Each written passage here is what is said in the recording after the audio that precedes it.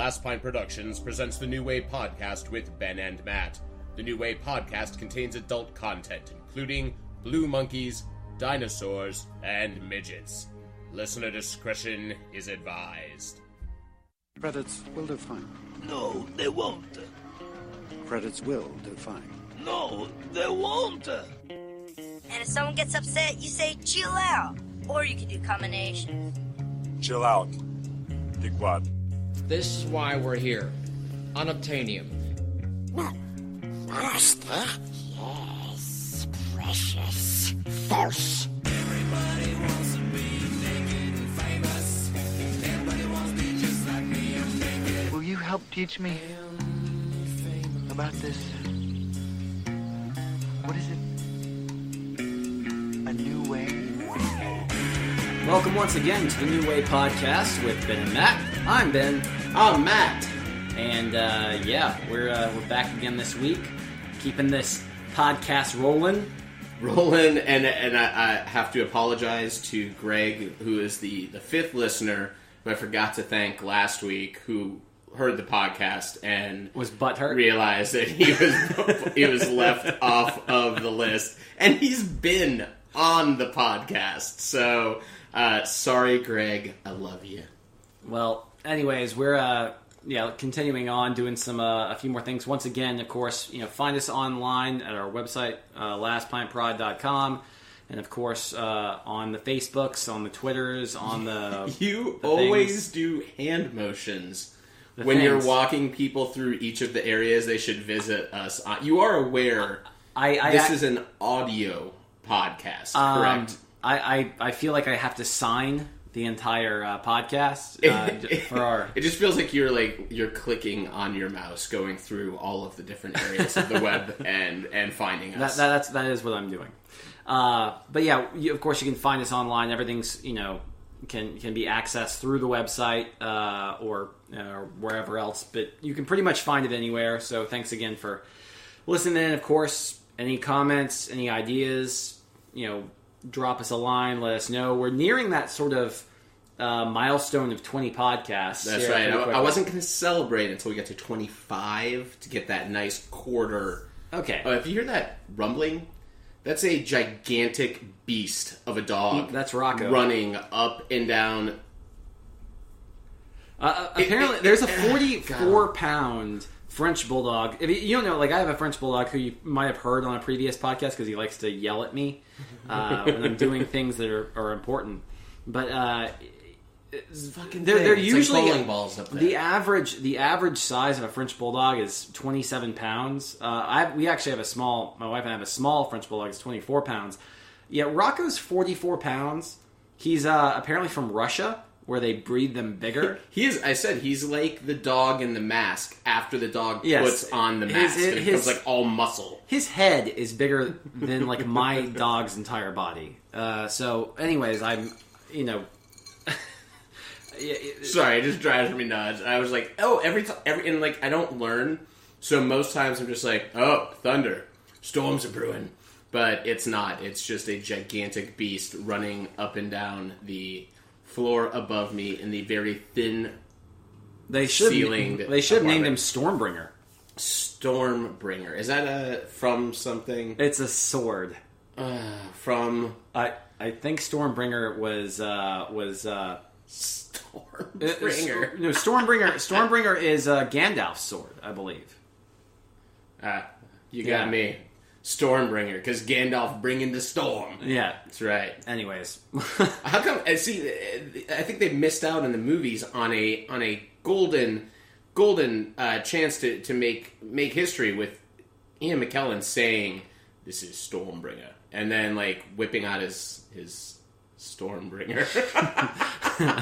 Oh, Ian McKellen. Yes. Ian McKellen's whipped out his Stormbringer many times. Is that what they say? He's like, break out the Vaseline. I've got my Stormbringer. We are the future, Charles, not them. Anyways, well, kind of funny. Good seg again. We might mention, Lord of the Rings at some point. I think so. Well, this is probably, we're going to keep this to be a relatively shorter podcast. And once again, in the future, we are looking to have some A couple more guests come in. Stop apologizing. Braden, we're that good. Braden really wants to come back and do one more. Oh, we got to get more out of him for sure. Yeah, we just scratched the surface of that one. Yeah, so I think in the next week or two, you might be hearing from some Braden Danner, who can regale us with more stories of Neil Patrick Harris, and other various celebrities. But anyways, I think that, and this is unprecedented. For the next two podcast topics, Matt actually came up with the idea. So when they suck, you're gonna know why I usually leave this up to Ben.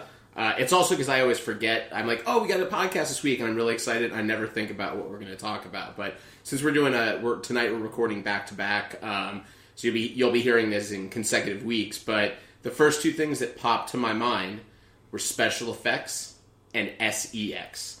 That was it, the SFX and SEX. That's how we should label these two things, right there. I think that sounds like a pretty good idea. And then next week we are going to discuss where the two converge. Avatar? Oh yeah. Yeah, when in Avatar they couldn't afford to CGI a fireplace, so they just hide the sex behind a fern. But here was the thing that you specified that I thought was, because here's the thing: special effects have existed throughout the history of cinema. I mean, it's actually with the advent of cinema came the advent of special effects, because I think people realize, oh wow, when you cut off the camera and you turn it back on, people in another area, it looks like they suddenly go somewhere. It's the first special effect I did on home movies. Yeah, well, exactly. But so special effects is the only special effects is way too broad, I think. So where I went with, and what you had kind of specified or subcategorized was CGI, and the use of CGI. And even from there, CGI is very broad, and we can talk about a few of the ways that CGI has been utilized. I think really the major topic that I kind of want to get into is how it's been utilized to advance story and character over the history of film since its advent, or since it kind of came around. So we're not really looking at anything, 1979 prior to 1979. We're looking at basically, with the technology boom and with computers, what was being done with cinema, what could be done with cinema, how that translated, the hits and misses along the way, the things that were fantastic, the things that weren't so fantastic, or maybe in a lot of cases, I think there were things that were fantastic ideas, but the technology really hadn't caught up to it yet. Yeah. And then get to where we are today. And because the thing is, along these lines, I haven't, because we usually do we want to talk about this and this and this. In this case, I haven't done a list of favorites. I really just have a list of ones I want to talk about. Yeah, I kind of went through the evolution. I mean, I have. Do you mind if I kick off my idea of at least the inception of CGI? For me, there are two movies that I think are seminal in the evolution of CGI. The first is Young Sherlock Holmes, which was the first computer-animated creation, like a full character. It's the stained glass window that turns into the night, that was done in, 86? 85. 85, yeah. Which I think is, isn't that, pretty much known as sort of the... No. No? Oh, fucking A. Just give me that look. Nah, I'm really messing with you. Actually, Young Sherlock Holmes is it's a mark that definitely needs to be mentioned, because first off, there are certain things. What are you defining as CGI, I guess, is the... Well, here's the thing. With CGI, what we're going to be talking about, just CGI, like I said, ultimately we're going to be talking about the character development, because that is one of the first really fully realized characters, or moments and that sort of thing, which is and that is a big kicking off point for some of the stuff that came after it. CGI is computer generated images, for those that don't know the term. Now that means that something that was predominantly at first just completely created by a computer. They shot something and they put something that was created by a computer over that frame. With the technology, the burgeoning technology at the time. Now, as you moved further and further along, certain things like motion capture became prevalent, and especially in the last decade, motion capture has become very popular to utilize in the creation of CG characters because it allows for a greater emotional span that you can capture. And mainly in the face. There's also been the development of artificial intelligence that has essentially said if certain actions are taken, what other elements in this CGI creation would do. We'll get to that in a minute. But really, I'm not sure if you know this, and I'm talking from sort of a relatively scholarly perspective here. There were sorry, it wasn't pretentious. It had there was a slight air of let me learn you something. No, it's actually interesting. There were 3 films. Once it was realized that they could do this, and it was in the late 70s, basically, that they said we're nearing the point where this type of technology can be translated to this medium, and we can utilize it in this context. There were 3 films that were the first ones to really use CGI. And 2 of them are still remembered, and one of them is kind of forgotten. But there was a race. There was a real race to get to the point where this could be utilized. Those 3 films, and one of them I actually didn't do enough research on, which is the Disney film The Black Hole. Mm. Which is that like 79? 81? I wasn't sure. I thought that was Well, because here's the thing: it actually beat, which is the most popular of the 3, which was Tron. Tron was in development for a very long time. Now, Tron has a lot of computer-generated images in it. If anything, while Black Hole and the other film I'm going to mention utilized it beforehand, Tron had computer-generated images in something like 34% of the movie. Yeah. Which is pretty remarkable, considering it was a new technology and it was something that had just been done. Tron was also supposed to be released initially like half a year before it actually ended up coming out. This is back... The stuff that you can render on your phone now in like 3 seconds is the stuff that took like 9 days to render back in 1979, 1980, 1981.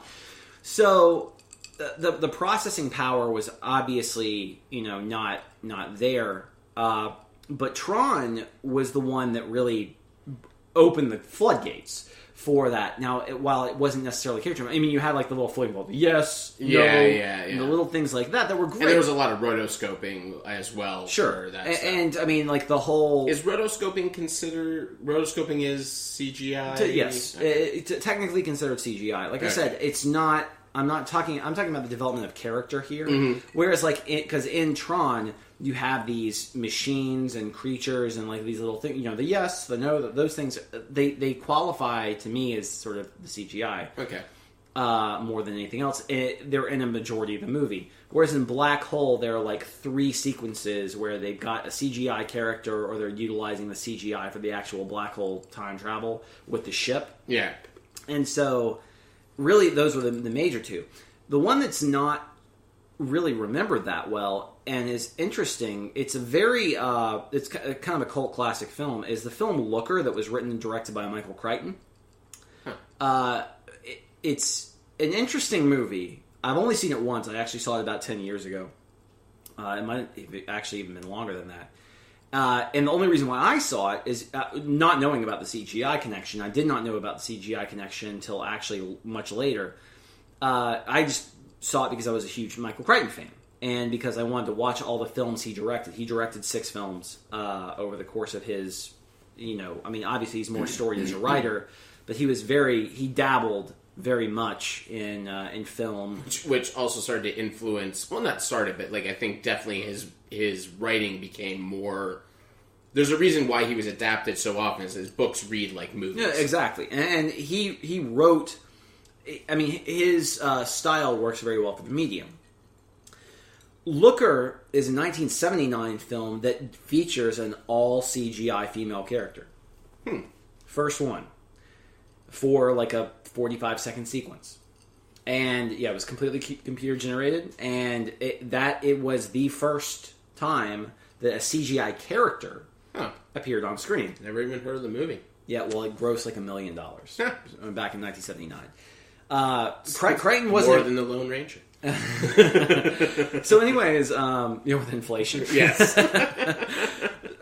But yeah, that was sort of. I mean, that is really the kickstart. But I think you're right that because the application in Young Sherlock Holmes is probably a lot more. There's a lot more notoriety with that.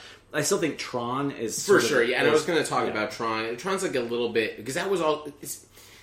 I guess for me, the difference is that there's like CGI as it was originally coined of like computer generated imagery, which are images that look like computer images. Like these look like graphics, which is Tron. Yes, I mean, yeah, exactly. Versus something like Young Sherlock Holmes is taking real elements.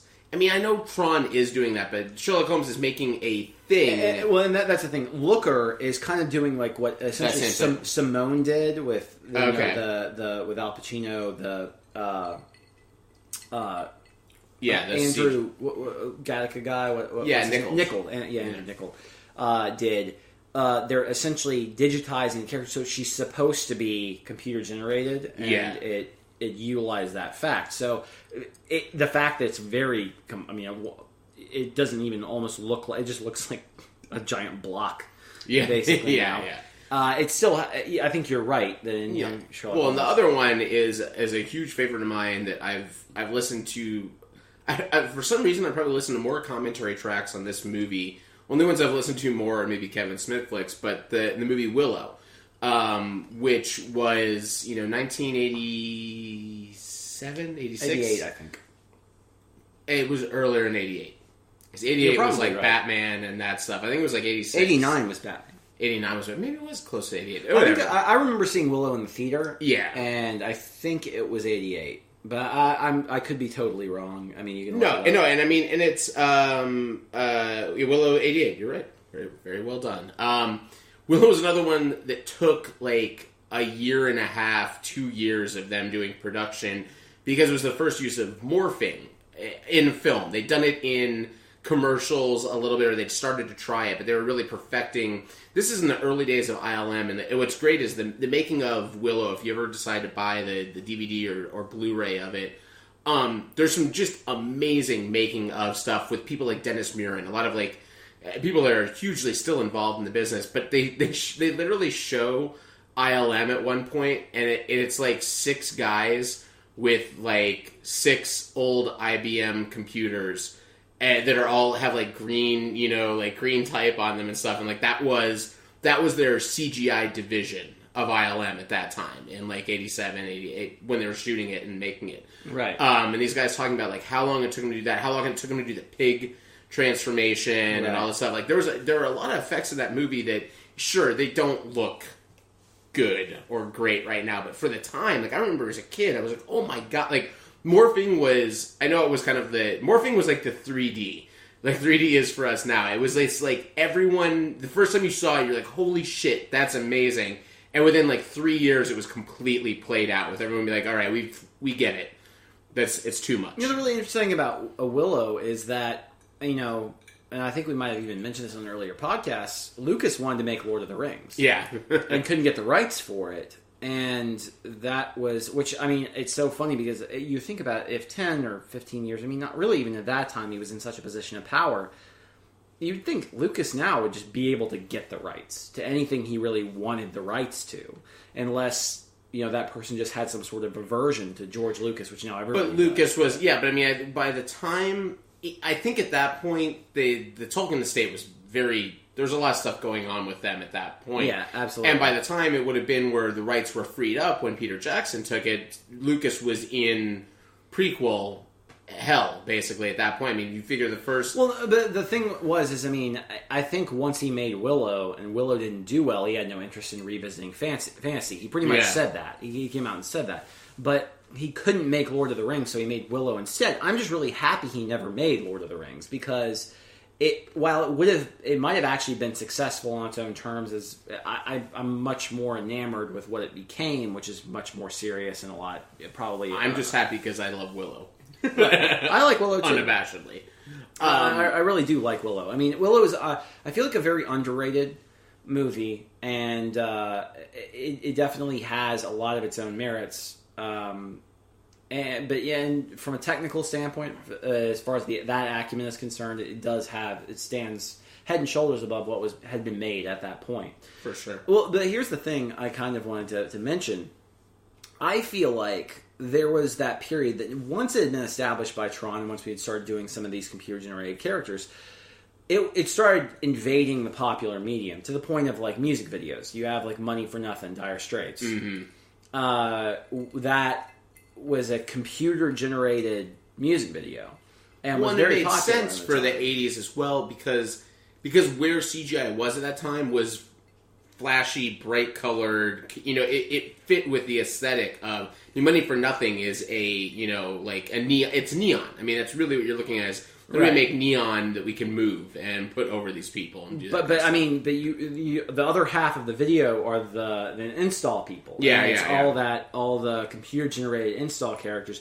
Funny enough, the guys who actually those were it was just a couple of dudes that did that video, and they've worked in Hollywood for 25 plus years now. So they started their own company based off of the success of the Money for Nothing video, and actually been like in the foreground in the development of CGI since then, which is pretty cool because they were young. Awesome. They were young guys. I think they were MIT students.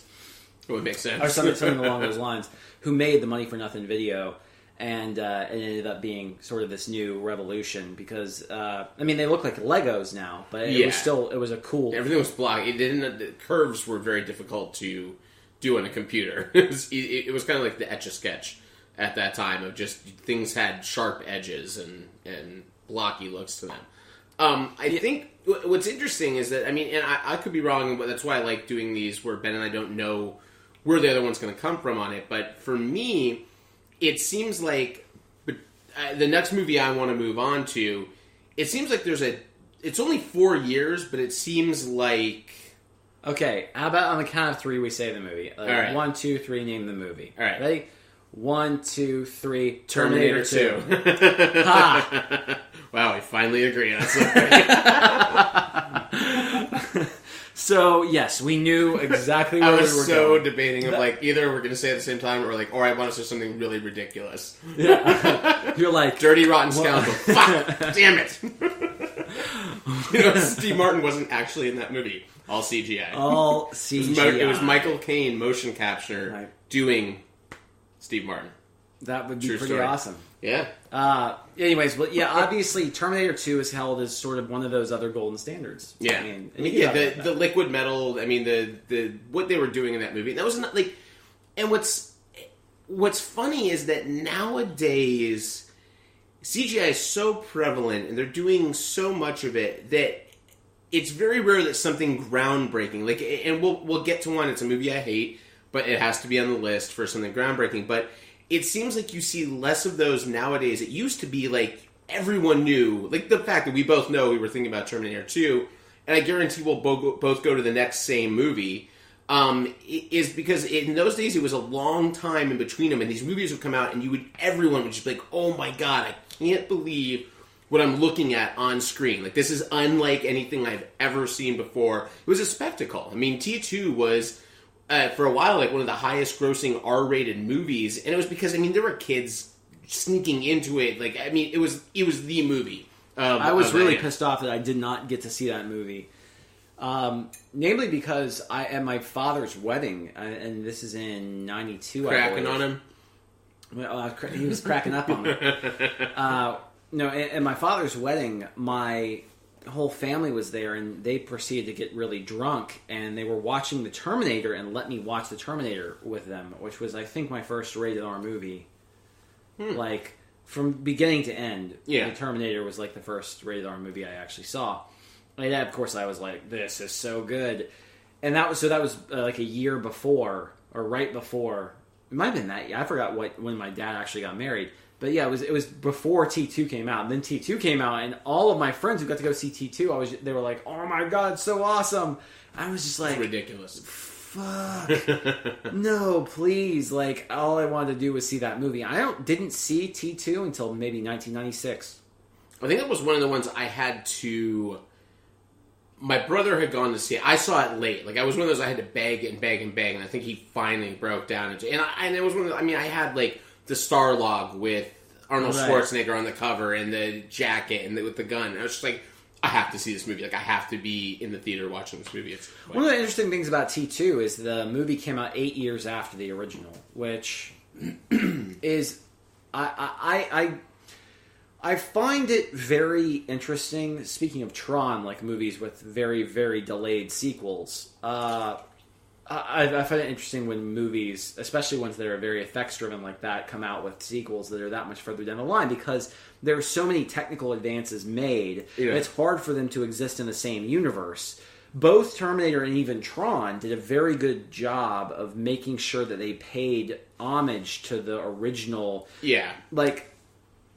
For example, like they had this great 3D technology with like the bubble in T2 when they do the time travel, whereas in the first one they still have the bubble, but they would just cut away for the flashes and stuff like that. So in the second one they throw in a few things, but it exists in the same universe. It's like, oh, we're watching it uncut now, as opposed to cutting away to a cat that's like being scared of flashing. And I mean, lights. and it's also, it takes place time wise. It makes sense versus a movie we absolutely will get to. I was about the technology that you're seeing, like the way. Exactly. You know, no, and I mean that's what I mean. Like the same with the Star Wars movies, of how the aesthetic and the technology in them are. I mean, obviously those were done 30 years, 20 years. But I will argue that the aesthetic in those movies, we'll get to them in a second, the aesthetic in those movies so far differs. That's what I mean. That's what I'm saying. With the ones that do it wrong. Yeah, that I wasn't obviously. Yeah, because I almost want. We definitely want to talk about the ones that have done it incorrectly, the ones that have made the very ambitious steps towards doing something amazing and have just completely failed. I have one big one on my list, but I mean, I think because it's important to look at. They're still important as far as the evolution. We can do them chronologically if you want. That's kind of how I think that's the best way to go through this. Yeah, because there were a few I wanted to mention on the back end, but yeah, we can absolutely do them chronologically. In that case, there are a couple that I'll bring up very shortly. Actually. Okay, yeah, I mean, for me, then I have two, and I don't know, technically I'd have to look at the years, but they've got to be like a year apart, I think, are Jurassic Park and Toy Story. Are kind of two. Jurassic Park, we've talked about this before, it's probably not worth, really going into a huge amount. Everyone's talked about it ad nauseum, but really, again, that was one of those where the technology was just unlike anything you'd seen. Well, there was one word that you can associate with Jurassic Park. Goldblum. Nedry. No. Was Nedry? Did they CGI Nedry in? He did not exist. CGI just came. No, the word that can be associated with Jurassic Park that was the first time that I really truly believe it is the first time that you could say this is photorealism. Mm-hmm. There are Jurassic Park, for all intents and purposes, looked real at points. I mean that the CGI did not look like CGI; it looked photoreal, which. That was probably bigger than even T2, I think, because T2 still didn't quite have the photorealism down, and obviously you're dealing with science fiction, elements, as you are but in Jurassic Park you're dealing with you're dealing with an animal, which is being treated as a live animal. And it took the next step beyond T2 and basically said, okay, we are going to make an image that is going to be indistinguishable from the naked eye. That is, if it's real or if it's going to be done by a machine. And there's a super important shot in that movie. It's one shot that used CGI to cover up a mistake while shooting, and it was something that they did, I think, mainly to see if they could. And I think it was a very another really seminal moment, which was there's that part where Lex falls through the ceiling. And she looks up at Dr. Grant and there's the raptors below her. But the stunt woman mistakenly looked up. She wasn't supposed to make eye contact with the camera. She did, but they had the rest of the shot was good. So they actually CGI'd Ariana Richards' face on that stunt woman's face so that they kept the shot as is, essentially as it was shot on camera, except with this face replacement. Which I think is that's done now constantly of, stuntmen getting, I didn't know that. Yeah, and it's a 2-second shot, all done to cover up a mistake that probably took them 6 months to get right. But they had a team of 7 elves in a building trying to figure out how to make this magic work. And I've seen making ofs, but you got to know that Spielberg's one of those guys that's in there that's just like, can you do this? And they're like, well, I don't know. This is going to take us. I don't know, but I mean, I shot it. I don't want to reshoot. And then Spielberg's probably like, he's like, okay, well, do your best. Yeah, just get try. it done. And then what are you gonna do? Yeah. And then the producer comes back in behind Spielberg and goes, "Yeah, so do what he says, or you're fucking fired." So yeah, that's the way that works in that world. And then Steven and his kids go swim in their money pool. Yes, exactly. He's like the Scrooge McDuck. Yes. I purposely told that stuntwoman to look in the camera. But anyways, since we're talking about some of the interesting missteps, is. So at this time, and it was really around Jurassic Park, that I think that the studio started realizing, oh shit, we can do a lot of this with the computer technology, this burgeoning computer technology. So there are a few films I'd like to mention, because my next big seminal step in computer generated technology, because there were lots of computer advances, and there's one movie I want to mention that's not an advancement. It's just a perfection, to some degree, a perfection of what they were doing in Jurassic Park. I'll actually go ahead and mention it. It's Starship Troopers. Oh, yeah. Now, the creatures in Starship Troopers, I mean, they were animating thousands of these at one time. And the teams, I still remember them talking about the team of special effects wizards on Starship Troopers was just enormously big.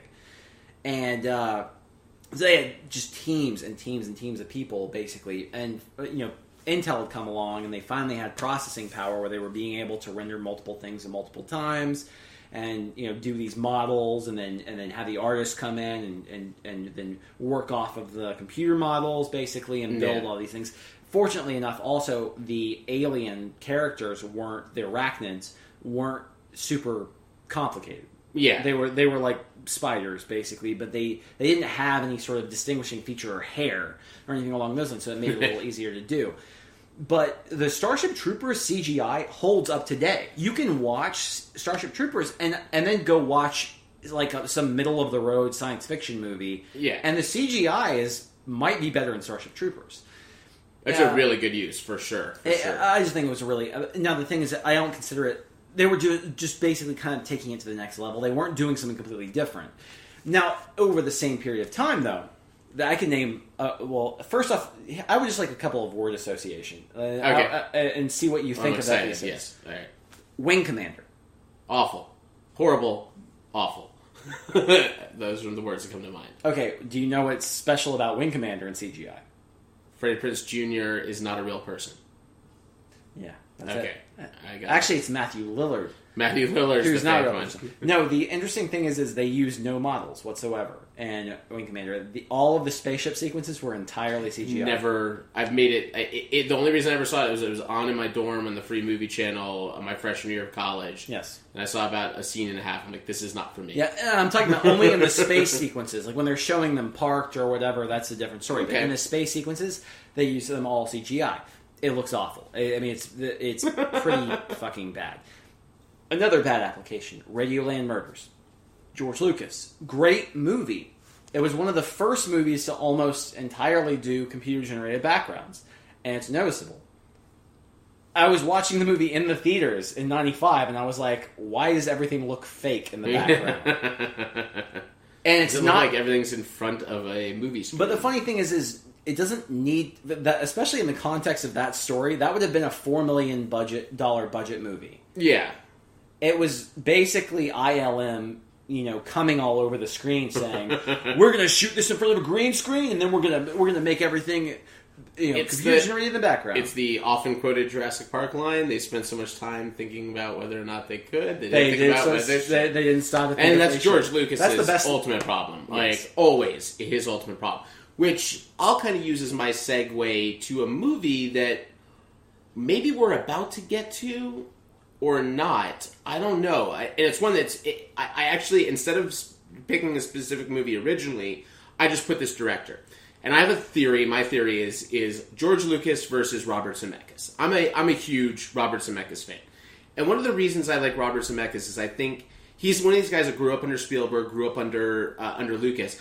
But unlike Lucas, he not always, but most of the time, the CGI was done out of necessity to further the story or make a believable character or do something that felt like it was needed. In the movie I'm kind of leading up to, I mean, every one of his movies have used some amount of CGI or computer effects from Back to the Future and Roger Rabbit. And Roger Rabbit was a really amazing use of it. But Forrest Gump, well, which is a movie, but that was the CGI was the 2D. It was the implementation of a 2D character. For sure.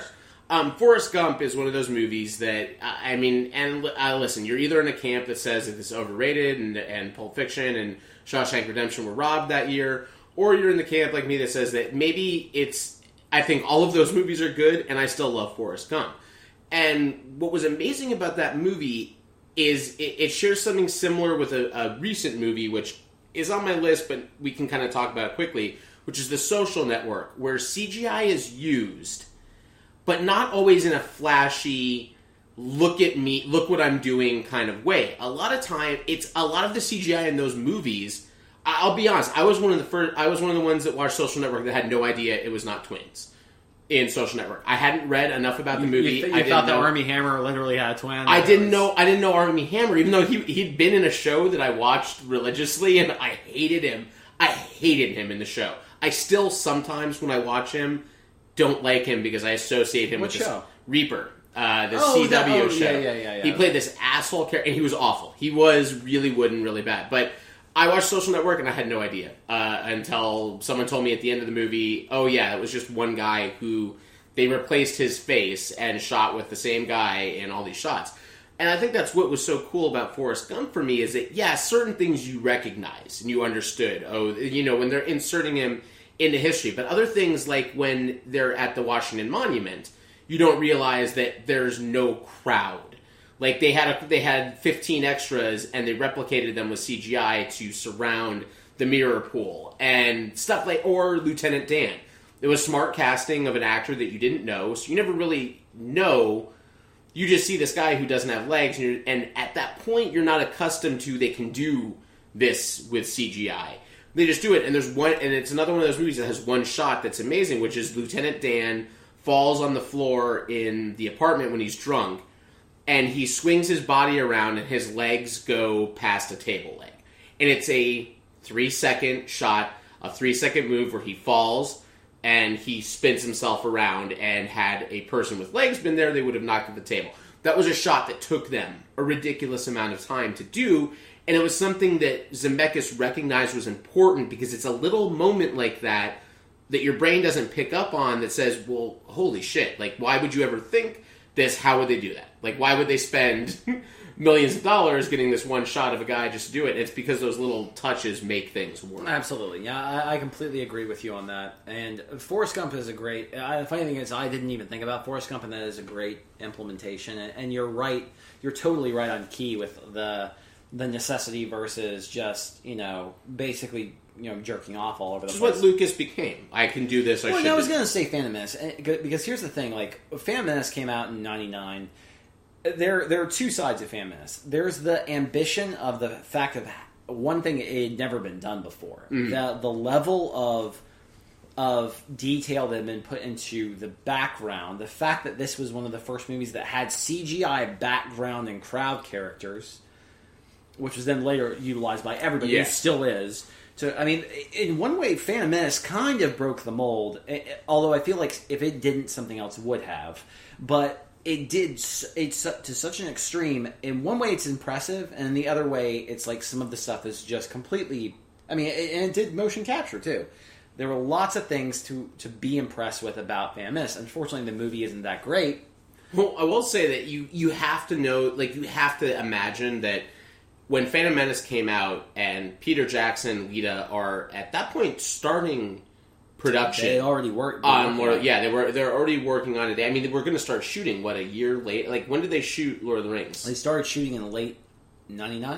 Yeah, so they would have right that summer. They would have watched Phantom Menace, and then they would have started production and actual shooting versus all of the pre-planning they'd done. I mean, most of the shooting they did was or maybe they started shooting in 2000. They started shooting in 2000. That's why. Okay, because I mean, it came out in 2001, so like and I know it was a came out in December of 2001. Yeah, so but I mean, you've got to think that the one really good thing, other than the lightsaber duel at the end of Phantom Menace that it did, is the Weta guys were in that theater and watching that movie like on a loop for I'm sure months of like, holy shit. All right, here is what we're up against now. We had these visions in our head of what we're going to do, and now we've just seen this fucking right, exactly. Well, which Lord of the Rings was the next step. I mean, yes. It wasn't even really the first film. It was which, I mean, honestly, the practical effects in Fellowship probably rival the practical effects anything made since then. Mm-hmm. They did a very good job eliminating the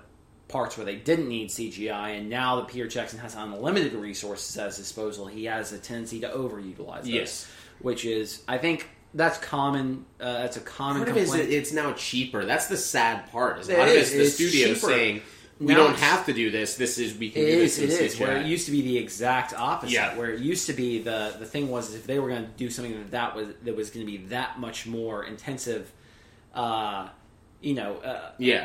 With a computer, that was going to end up costing more and taking more time than it would be the other way. Where now it's like, oh, we can correct that. We can color correct. So we can do it in post. Do that. We can do it in post, and that's a big thing. The Andy Serkis's performance as Gollum doing the motion capture is one of the major hallmarks of the genre, and or not of the genre, but of if we're talking about CGI, then that's I think well, and we did kind of we skipped over one and we touched on another, and like we said, we're going to kind of keep these short, and we are getting close, I think, to pretty close to where we're coming on. But one, Toy Story. Disney did a lot of stuff. Disney and Pixar. Toy Story was the first full CGI. We skipped over Toy Story, and there's another one we skipped over in the 90s as well. But Toy Story, and then also, I mean, they used computer. They had started computer animation with Aladdin and Lion King, each with individual scenes. They did the cave, the magic carpet ride through the cave, and the wildebeest stampede. The wildebeest stampede essentially is what made Jurassic Park. You mean? Wildebeest Stampede in Jurassic Park? No, I'm saying wildebeest is what made the... okay. I thought you meant like the wildebeest stampede in Jurassic Park. When they pulled off the wildebeest stampede in... Tell me it doesn't look exactly the fucking same, because exactly we have 100 of these animals, and they're all running into each other, and that's that whatever you called it, the... aware Gallimimus. No, but when things are aware of the other Gala. No, shut up, fucking A. Gallimimus. You're on the wrong turn. They're aware. They move. They touch each other. Is it virtual reality? What'd you call it? There's a term for when you create something in the computer. The AI, artificial intelligence. For God's sake! Not Gallimimus. Jesus. You're going on a big circle there. Anyway, so those are important. But there's another one in the '90s, whether you like it or not, that has to be mentioned as far as CGI, which is Titanic. Oh, yeah, absolutely. Yeah. Once again, though, I think James Cameron's been very good at seeing what people can do and then just doing it to kind of a ridiculous extent. With Titanic, he saw what people could do, what Spielberg was doing with Jurassic Park, what a few other directors were doing, like Jan de Bont with Twister, and making, essentially... integrating models and CGI to make this huge scale epic. Same thing, and he will say it, Cameron has said it, he saw Lord of the Rings and said, I can now make Avatar, which is a movie he was hoping to make in the 90s, and just realized that the technology wasn't there, so he couldn't move forward with it. I would have loved to have seen it in the 90s. Well, he made Titanic instead of Avatar. And then the reason why his next movie was Avatar was because he was waiting for that technology to come around. And it wasn't until The Two Towers came out that he began pre-production on Avatar, a movie that took 6 years to make, just because then he wanted to develop this whole 3D technology, because that's what he got obsessed with at that point. Yeah, and that's a movie that has to be on our list for sure. There's sort of an interesting one that I wanted to bring up, because really Avatar is kind of the last one that I want to say is sort of a pinnacle For sure. to hit on, because there's so much of that movie, and a lot of people will say, okay, well, you're really, with humanized characters and emotions, you're getting very close to photorealism. Oh, we did skip another big 90s one. But, Which one? We'll get to it in a second. I'm curious to see where you're going right now, because I wonder if it's the same movie I'm thinking of. I said a really fun one to throw in there. I wanted to throw in there were some very off the cuff and interesting ones that I want to say when you're dealing with like design and character and whatever, where the entire movie is CGI basically, outside of an animated film, where it does work in the application. The only one that I was going to say was Sin City. I think Sin City is an entirely CGI movie. Besides, I mean, the whole thing is a bunch of actors on a green screen. Yeah. There's one other that came right before that I was thinking of that I still enjoy it, but I don't think it's as good as Sin City, which is Sky Captain and the World of Tomorrow. Did Sky Captain and the World of Tomorrow come out before Sin City? I don't know. I thought it did, but maybe I'm thought wrong. it came out after, but That's a good call, I could be actually. wrong. Well, yeah, Sky Captain is a little over the top for me. Sin City, I think... Sky Captain's 2004? Sin City's 2005. Yep. Yeah, you're right. Yeah, well, Sky Captain's not a very good movie. It's fun. I didn't mind it. I like the pulpy fun. I'll be honest, and I've noticed this like kind of also when we discuss movies. I'm a sucker for a good pulp movie. Like I really am. Well, obviously, a lot of times. I'm talking about Sin City. I mean, that's a good pulp but movie. I mean, no, but I'm talking about like cheesy pulp. Like that's what like I like The Mummy. You're not a big fan of The Mummy. I like The Mummy because you like to serialize the series. Yeah, exactly. The Lucas stuff that he grew up on. I mean, it created Indiana Jones. For me, it's Indiana Jones. That was kind of like the Errol Flynn movies. Yes, basically. yes. Yeah, I can understand that. But yeah, anyway, so now I think we're waiting for that next step in what's going to happen with CGI. I mean, and really, I don't see... I mean, this is kind of wrapping everything up. I don't see anything happening... Because CGI is just so prevalent now with what they do. And there are times where I see sequences that are amazing. And the one thing we didn't mention bullet time. I was going to say Matrix. We didn't talk about the Matrix. We didn't talk about the Matrix. But the thing is besides bullet time, I think that the Matrix actually just does a lot of old school things, like the implementation of utilizing CGI or backgrounds with wire work and slow motion and changing the film speeds and that sort of thing. Probably better. It's more of an integration. It's not just CGI. Well, and it's the sad thing is that bullet time doesn't need to exist anymore. Like that type of shooting can all be done now just with you don't have to set up your camera and run around. You can do everything in the computer pretty close to how it looked, you know? Yeah, exactly. That kind of stuff. Which is kind of sad. But I think really the next step, and it's going to happen soon, because at the pace that we've been going, is where you're going to have a photorealistic human character. Yeah. Like a character who is a speaking character, not somebody who's in the crowd or whatever, but you're going to have... I'll be honest, the Social Network still blows me away in the technology. Exactly. Well, and that's close. But it's close. They're still not doing it totally because they're using a body double. Yeah. They're only animating a portion of it. But it is scary because it's like they're putting one person in the place of the other and they're animating it over. And once again, I'm talking about like a fully computer-generated human character. Now, here's the funny thing. The closest, and this is to end it up, as far as animation is concerned, we were talking about computer-generated animation. Final Fantasy: The Spirits Within, which is a movie that came out in 2002, the summer of 2002, has some moments where I was like, wow, that looks real. Like, it almost looks photorealistic. If you took a still at a couple of moments, there are these... And the thing is now it just looks like glorified video game.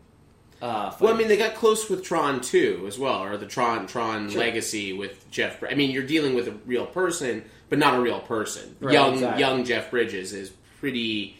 And when they're still... I still think the Final Fantasy: The Spirits Within is an animated movie. Yeah. So I almost think it looks just as realistic, or almost realistic in that as it does in Tron. Yeah. Because in Tron, you're dealing with that animation on top of a real Tron, movie. when he's just still, but his face is moving, is pretty fantastic. When he has to talk to... It's the talking that always is the problem. Oh, yeah, absolutely. Getting a mouth to animate properly is apparently very, very difficult, but... That's just me. Ben's often had trouble getting someone's mouth to animate properly. Is it good? I'm really close to finishing. Just make sure your mouth animates properly, and I'll be right. I'll be done. Well, on that note, we're gonna be taking a break and then go to our next podcast, which you will hear 1 week from the moment you are hearing me speak these words. Time travel. Amazing. You're in the future right now. So many things have happened. I mean, it's really, I can't wait. For all I know, I've had kids in between these two podcasts. Well, you'll know what has happened soon because my office and I, entered the Powerball tonight. So there's a possibility. I have a Powerball ticket in my pocket. Ben or myself could win $425 million between now and when you hear the odds us, of that are like 1 in quadrillion. Yeah, they're really awful, but that's why we play when they're really, really awful. Yeah, because you gotta only do it. You do it once. I've thrown $5 away at worse things than this. That's the way I look at it. Anyway, we hope you enjoyed this week's podcast on the C, the G, and the I. You can find us. You know where to find us. If you've made it through, this is episode 19. If you've made it through 19 of these things, you better know where you're finding it. Unless you found us drunk when you were looking for the Christian station. In which case, we're so sorry. You were hoping to be saved, and then you got sucked in. Well, what's amazing is that we were actually not, super filthy on this one. So they might listen to this and be like, that was a really, really educated and informative discussion on filmmaking and CGI. And then they listen to the one with Pacific Rim Job at the start of it. Well, I mean, the next one we're talking about. This is true. If you guys want a good teaser to tune in next week, next week's podcast is all about the sex. No. Anyway, this has been the New Wave Podcast with Ben and Matt. I'm Matt. I'm Ben. And we'll talk to you next week. Cheers.